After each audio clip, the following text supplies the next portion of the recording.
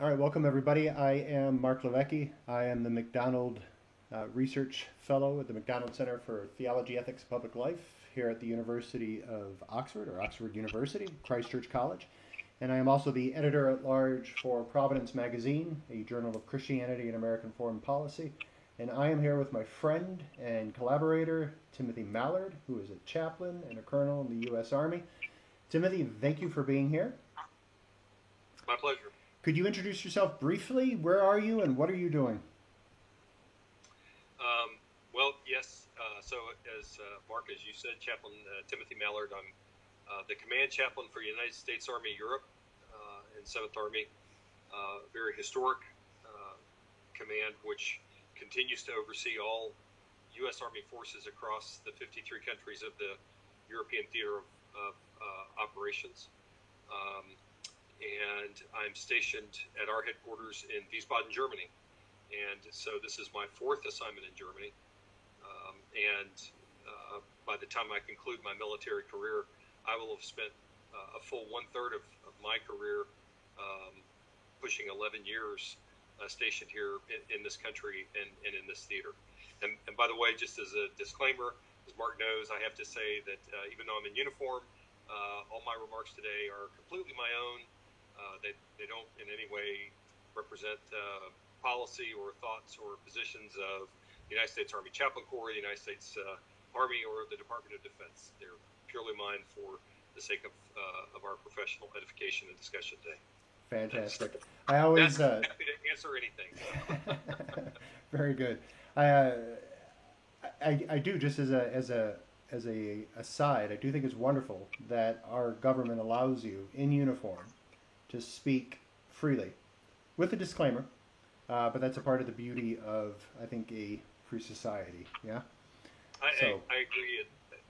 That's one of the kind of lessons I learned at the War College. That one of I think my sacred duties as a chaplain, but also as an officer, is to provide a touch point to the American public, because we are the Army of the United States, and I'm a servant of the nation. So, yeah, that's as well as fantastic. a servant of God. So, Most excellent. Well, good. I appreciate you taking your time to speak with us today. Today is a special day. 75 years ago, uh, the war in Europe ended.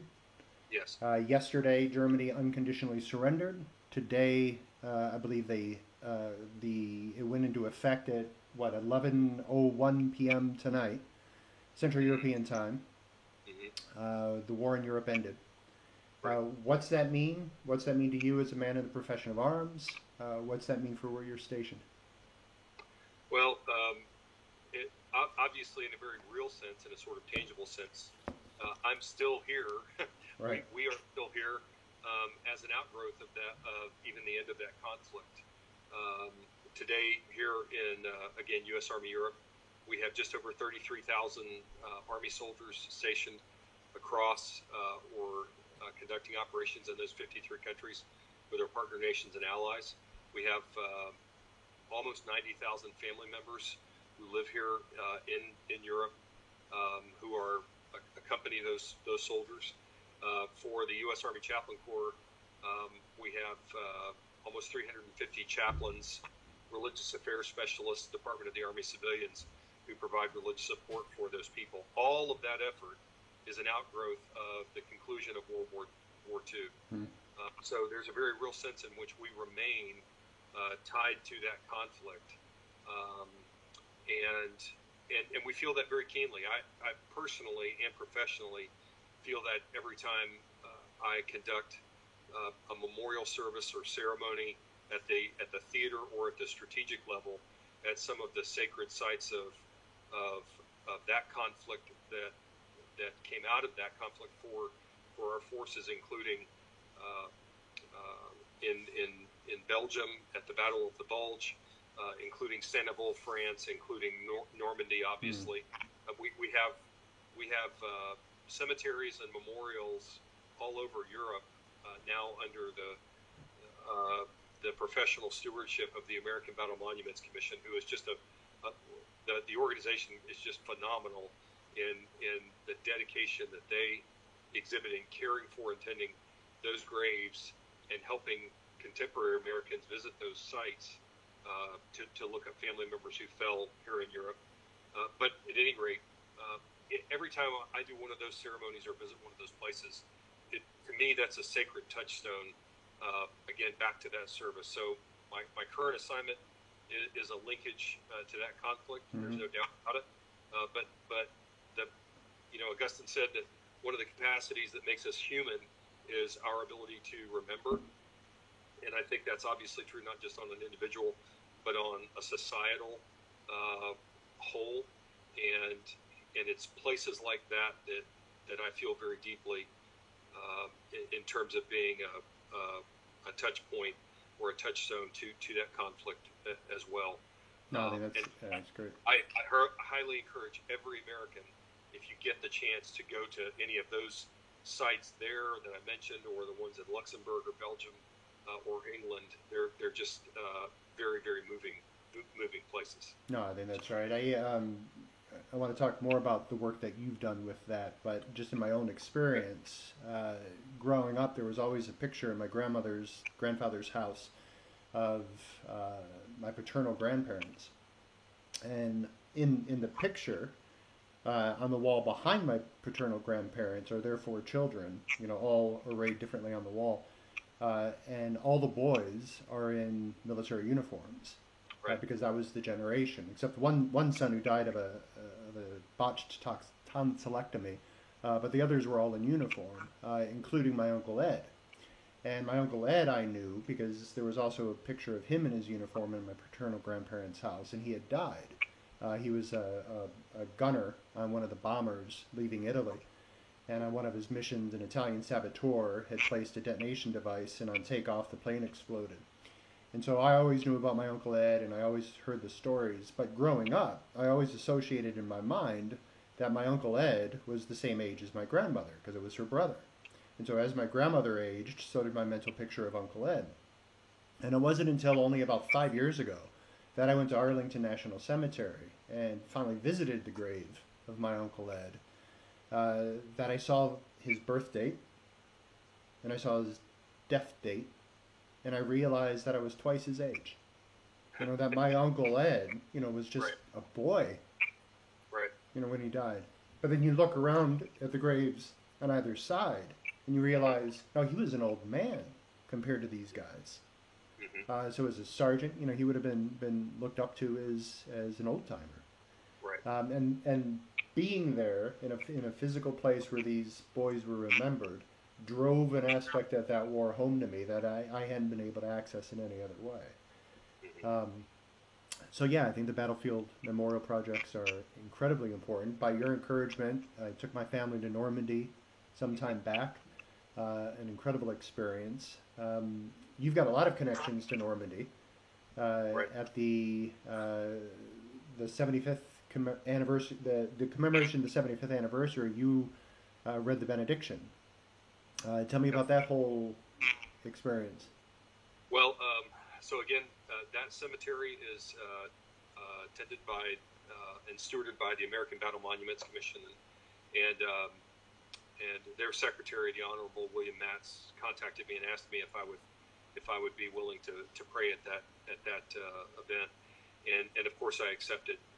What many Americans might not know is that Operation Overlord or D-Day Normandy, at the 75th commemoration, there were over 80 different commemoration events up and down the Normandy coast, some led by the Canadians, the British, the French, the Americans, obviously, because it was a true allied operation. It may have been one of the most successful initial experiments in what we term interoperability today. Then, but obviously at the 75th anniversary for the United States, I was privileged to pray there, and of course, it's an honor to meet and serve with the President of the United States, and that particular day, the President of France as well. But I think the greater honor would know, obviously, disrespect to them or to their office or their persons, were the over 130 World World War II veterans that several civilian groups had brought over to participate in the ceremony. And I think there were something on the order of 40 or so who had actually been at Normandy and landed in the first or the second or the third wave. Yeah, that's extraordinary. And the ability to meet and talk with those men and to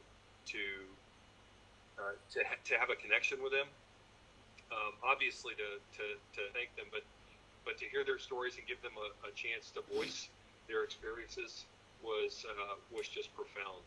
And I think probably the most telling story was one where one veteran said that he had not slept well in over 75 years, and when he finally went back to the bluff overlooking Omaha and saw children playing on that beach, he that night, which was the night before the ceremony, he said it was the first time he had slept through the night in 75 years. Wow. He felt a sense of peace about what they had been through. That's right. So at any rate, it's an incredibly moving and passion-filled experience, and fuels my current ministry and the ministry of many Army chaplains. So. No, that's fantastic. It's a great story. And in many ways, people will say that tangibly, Normandy was the beginning of the end of the war in Europe. And right. Fine, that's true.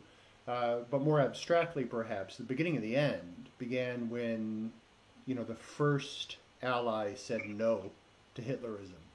When, the first person said, no, you've crossed a line, and we're going to do our best not to let you go any further, and we're going to push you back. Right? One of those guys was a hero of yours, Dietrich Bonhoeffer. Right. And I know you've done your doctoral work on Bonhoeffer. You continue researching his life and his work. Why? What does Bonhoeffer mean to you? What do you think that many people, maybe specifically Christians, what do we get wrong about Bonhoeffer, some of our assumptions? What do you like to correct? What does Bonhoeffer have to say to those of us as we think about the legacy of World War II? Well, yes. So he's a subject of great fascination and study for me. And I admit, like a lot of people, I came to study Bonhoeffer initially through reading a paperback version of The Cost of Discipleship. I read it one year for Lent as a Lenten exercise, and I thought I need to know more about this guy. And little did I know what I was getting myself in for, because academic integrity and rigor demanded that if I was going to study anything, I had to study the original works, and I had to study them all. And what I didn't know at the time was that Bonhoeffer, even in his short life, was an incredibly prolific writer, speaker, author, scholar. And so the sum of his works is the 17 volumes of the Dietrich Bonhoeffer works, which was translated after the war from the German into English. Yeah. It's available at Fortress Press. It's probably the definitive corpus. But so now I have studied all 17 volumes. My work particularly was in his early ecclesiology. And one thing I might say, by the way, I think in one sense the no to Hitler, and if Bonhoeffer represents this at all, the no to Hitler actually began at the ascension of the Nazis, the National Socialist Party, to power in 1933. The no was sounded by faithful Christians like Bonhoeffer, but also others who were the catalyst for the confessing church, and became those who locked basically in contest with the National Socialists for initially at least the soul of the German people. Mm-hmm. And by the way, Bonhoeffer was very very clear about that from the early on. I think 2 days after the National Socialists came to power in the Machtergreifung, Bonhoeffer did a radio address in Berlin, and his the title of that address was, I believe, it was the Younger Generation's Altered Concept of the Führer. Mm-hmm. So he was already challenging National Socialist ideology and language and and structures, because he understood that ultimately that affected a Christian's potential allegiance to the state, and he framed that in that radio address as a distinction for the Christian between penultimate allegiance and ultimate allegiance, and only God can demand our ultimate allegiance. Right. The state can only demand penultimate allegiance. So, at any rate, I think that one of the reasons that I came to continue to want to study Bonhoeffer even more was because he was a moral exemplar, but not just in a way that excited my own Protestant or even evangelical ideologies. It's because he was so consistent morally, and in his beliefs and in his actions. He had a consonance in theological ethics to the point of even being willing to die. Now, you asked a very important question too. What do Americans get wrong about Bonhoeffer? And I've written on this, and as you know, my thought is, I think too often we tend to see Bonhoeffer in our own image. We look past him in a persona. If we as Americans are theologically or politically liberal, we want him to be that, and we look at those portions that might agree with that. Or if we're theologically or politically conservative, we cast him as that, and he was none of those things. He was an early 20th century German pastor and academic, and we have to, I think, read and study him in his context and appreciate his words within that context before we try to draw meaning from that and apply that to our own contemporary situations. No, that's very good. That's very good. I like what you said about penultimate and ultimate allegiances. Right. Just recently watched the newest film by Terrence Malick, A Hidden Life. I don't know if you've seen this, but no, it's about a conscientious objector, Austrian, Jägerstätter, who refuses to swear an oath of allegiance to Hitler, and so therefore cannot be in the military. Even right. Arguably, if he could have avoided the oath itself, he recognized what was to him obvious, that the Nazi cause was unjust, and he wouldn't, as a Christian, be able to support it. And he held that conviction all the way to the guillotine. And historically, when he was executed at his sentencing, the judge said something to the effect of, the problem is your God and Hitler. I don't know that he drew the comparison quite so starkly. We both demand all the man. And we both can't have all the man. Yeah. But he knew which man would get him. So right. He took that right. to the grave. You've already noted that you're in Germany. Right. You are in what was once enemy-occupied territory. Correct. Right? But here you are now an ally, no longer right. an enemy of Germany. Now, you and I have collaborated on a number of projects. One of them, which we could promote right now, was this one. Right. I don't know, I'm in a little window, I think, on this recording, but this is A Persistent Fire, a book you edited, and it's subtitled The Strategic Ethical Impact of World War I on the Global Profession of Arms. Right. And had a lot to do with, obviously, the Great War and its future impact. One of the things that we've discussed is that the peace that resulted from World War I arguably resulted or contributed to World War II. Now, right. the peace that resulted from World War II sees you sitting in Germany, an right. ally of the former enemy. What's the difference there? What happened? Some might say that after World War I, there was a strategic failure by the Allied powers at the conclusion of the war to respect Germany's borders and not to invade Germany completely. But again, you have to look at those political and strategic decisions in their context. Right. But at the very least, we can say that one of the outgrowths of that was that it allowed the conditions in the interwar years, and particularly in the Weimar Republic, the political and the social dissolution that occurred within Germany. That then became the seedbed for National Socialism, and so and Adolf Hitler and the National Socialists, of course, were very astute politically, and they also realized that Germany, in the interwar years, retained a capacity for future growth and buildup. And they took advantage of that. And they also took advantage of the fact that the former Allied powers that they had fought World War I in the interwar years, of course, did not want to try to confront them. And so they took advantage of that and built up. Now, at the conclusion of World War II, of course, the Allies did not do that. They crossed the border actually just west of where I am right now. Mm-hmm. I am actually, our base here is a former Luftwaffe air base. And of course, the Allies went all the way to Berlin from the west, and the Russians came all the way to Berlin from the east. And the defeat of National Socialism in Germany as a military power at that time was complete. However, the difference, I think, at the end of World War II as compared to World War I, as you point out, was particularly for the Americans, the British, and the French, was the desire to help reestablish Germany and to achieve a sense of political, but also economic and social reconciliation. And so that is a qualitative difference from the end of World War II as compared to the end of World War I.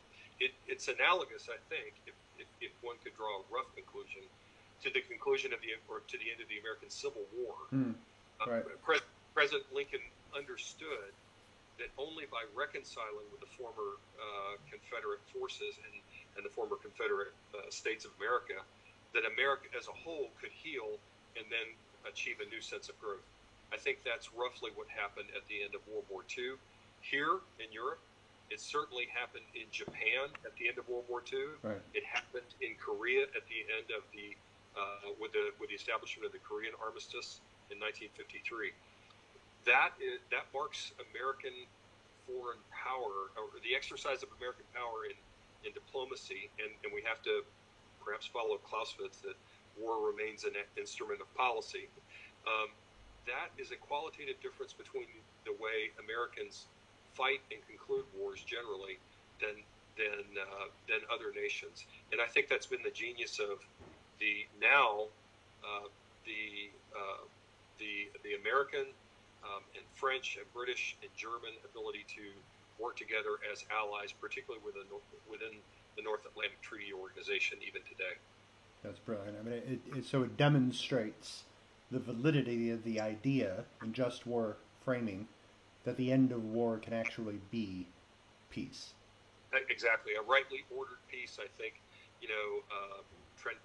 Georg Weigel uses the term, which is Augustinian tranquilitas ordinus, a rightly ordered peace. And unfortunately, I think one of the things we're contending with in 21st century ethics, if in the profession of arms and in strategic ethics, is a concern, will there be a return after future conflicts to a rightly ordered peace, or will we only and always have to live in a state of low-level confrontation or competition, at least? Right. That's a problematic proposal in the future, but that's right. Yeah, that's a problem for you and I to attend to. We'll get to it. Yeah, exactly. So at 11 p.m. tonight, yep. And 1 minute, the war in Europe ends. But obviously World War II is still raging on. The Right. Battle of Okinawa is about halfway through. Right. There's a hard row still to till. Mm-hmm. And the Japanese are going to face the only 2 atomic bombings that have ever happened in human history. Right. I've written on that. We've talked about that. I think it was the right thing to do. Nevertheless, loads of ethical questions still come out of World War II, and we don't even have to go to Hiroshima and Nagasaki. We can look at some of the fire bombings in your present country of residence. Yep. It's been called the Greatest Generation. They've demonstrated an enormous, almost superhuman resiliency, both at home and abroad. The men and the women who represented, I think, American ideals in World War II are to be admired. They were heroic. Their cause was just, and they fought their cause justly. all of that said, it is no contradiction to say that there's also a moral tragedy that attends the business they had to do, that they Right. didn't want to do, but that they had to do. Right. They carried home with them the burdens of war, as you alluded to earlier. It took 75 years for a man who invaded Normandy to finally be able to sleep well. Yep. So, as a chaplain, Mm-hmm. some people see you as something of an anomaly. You're a man of the cross, but you're in uniform. You know, Right. it's the two collar problem, Right. right? You Right. got your cross on one, you got your insignia on another. Uh, as a chaplain, as a Right. padre, what is your role in the military? Why are you there? Why ought we to be glad that you're there? Um, the the foundation. We talked a minute ago about reconciliation between us and former warring combatants, such as the nation of Germany and certainly the National Socialists.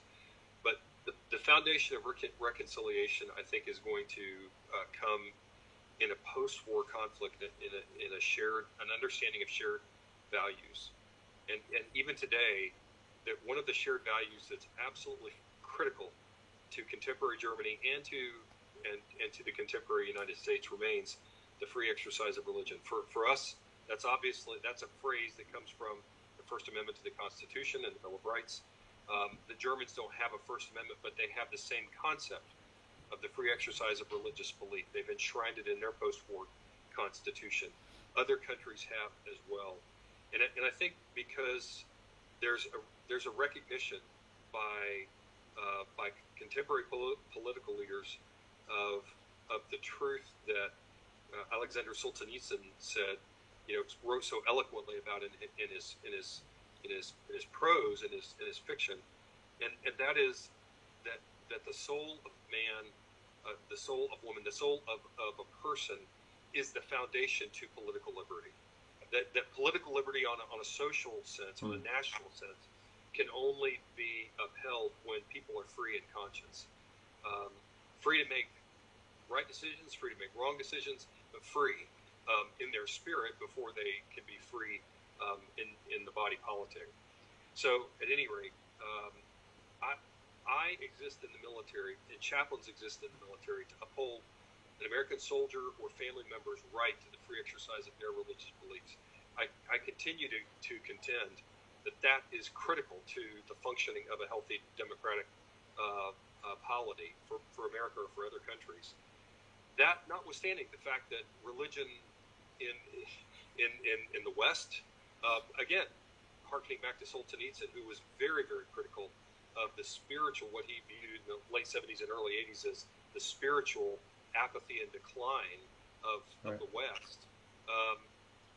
Notwithstanding that religion goes through phases of greater or lesser popularity, or even acceptance by that same body politic, nonetheless, the political right of the free exercise of religion is critical. That's principally why we're here, and so we ensure that soldiers and families maintain that right when they come to serve. And one of the ways that we do that is not only serving as a staff officer, but as a religious leader. So I am an endorsed, ordained religious leader of my denomination, and I serve our people pastorally, and particularly for chaplains. We do that in garrison or in peacetime. We do that in base operations, but we do that forward at the most critical times in combat. And I've done that on multiple deployments, as you know, in my own career. So that's really what an Army chaplain does, and it's an exciting and it's a very I think deeply meaningful ministry. And in one sense, by continuing to do that, that's my small effort to not only serve our people, but to be a conduit for the continuation of our own values that lead to reconciliation and a rightly ordered peace, as we talked about. No, that's right. No, that's well said. As you well know, General George Marshall had a lot of good things to say about the chaplain corps. He understood that a soldier's soul was everything. That if a soldier loses his soul, Right. then they lose the fight. They lose the ability to carry on with nobility and to fight with probity. So thank you for doing what you do. George Marshall is a hero of mine. Right. As you look over the canvas of World War II, who are some of the uniformed leaders that you look up to, that you have tried to emulate in your own leadership styles, and what can we learn from them? Well, Marshall is certainly one who comes to mind because he was so public about how his own personal experience of faith undergirded his exercise of strategic leadership. And as you and I have talked about, not only in his tenure during World War II as the Chief of Staff of the Army, but then in his future tenures at both the Department of Defense, the newly formed Department of Defense, and Secretary of State. In essence, that undergirded his entire career of leadership to the nation and to the world. But I will say that there are two leaders. When you say leaders, I'm going to highlight leaders that maybe people don't think about, and one in the Pacific and one in the European theater. The one in the Pacific is Private Desmond Doss, or Corporal Desmond Doss, as you and I have studied, who was the subject of the movie Hacksaw Ridge. But beyond the movie, the story of his valor, but also a valor that was undergirded, again, by values, his own rigorous adherence to his faith tradition as a Seventh-day Adventist, and his willingness to go into battle unarmed in order to save his soldiers as a medic, is just a story that I think the majority of Americans need to hear. The other from this theater is Sergeant Audie Murphy, who later became an officer, but the most decorated soldier of World War II in this theater, and again, started as he was small in stature physically, and so sort of overlooked and teased about that, but he became an outstanding combat leader as both an enlisted soldier and then as a non-commissioned officer, and then later given a commission as an officer, and going to his grave at Arlington National Cemetery. That's right. It is again a very moving experience. I think one thing I would highlight about both Doss and Murphy, however, and Mark, this gets to something that you and I have written and talked about and worked on, is we can't be hagiographic in looking at their stories and only sort of admiring their physical and their moral bravery in the face of battle. We have to also, as a republic, I think, look at the cost, because both of them represent the cost of their service. Both Doss and Murphy were very open about the fact that until they died, their service in war affected them in terms of moral and or spiritual injury for the remainder of their lives. And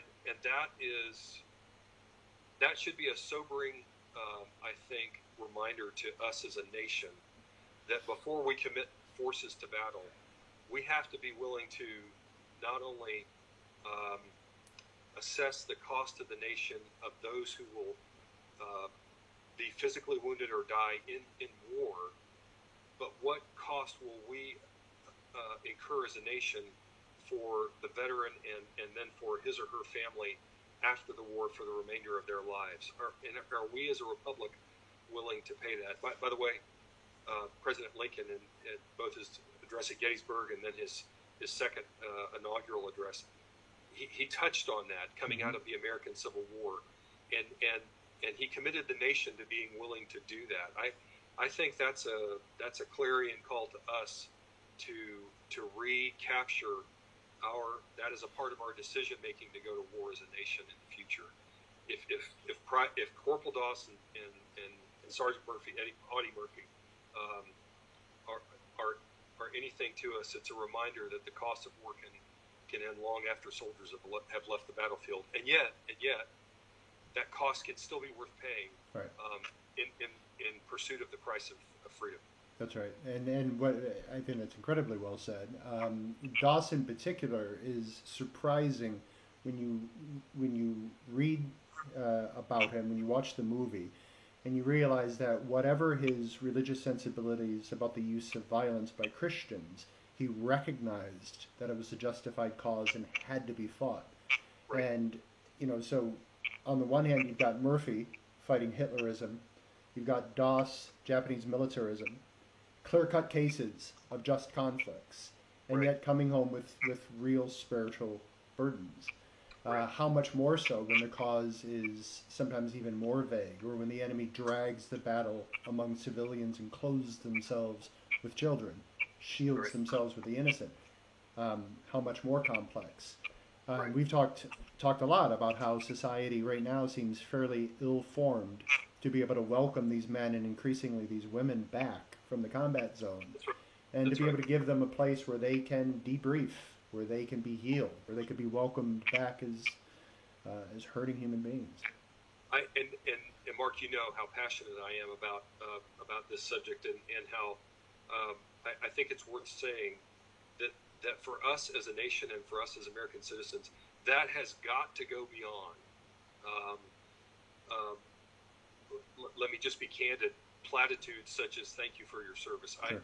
I understand that American people often don't have currently serving family members or know someone in the military with whom they have a sort of immediate tie to the profession of arms today. I understand that, and oftentimes when people are saying that, it's well intentioned, and that's an effort on their part to establish some sort of tie to the contemporary American military. I do understand that. And yet the costs of war are borne so deeply in the soldier's soul, or in the soldier's mind, or in the soldier's body, and in their families, that I think that we as a nation have to, again, find deeper and more lasting ways to connect to those veterans and their families in our local communities. Not even just in terms of large policy initiatives. I would just encourage people in churches or in community associations around America to find a veteran and ask them to share their story, Right. and talk to their family and ask them how their family lived through that, and in that way you can have an ongoing ability, I think, to support the profession of arms in a very powerful way. No, that's well said. And again, I think it highlights some of the work that I hope Providence has been doing, your own writings. Because when we start asking people who have been in, the crucible of hell sometimes to tell us their stories, we'd probably better be sure we're ready to hear those stories. Right. And so Right. there is a preparation that has to happen. And Providence has been very cognizant of this.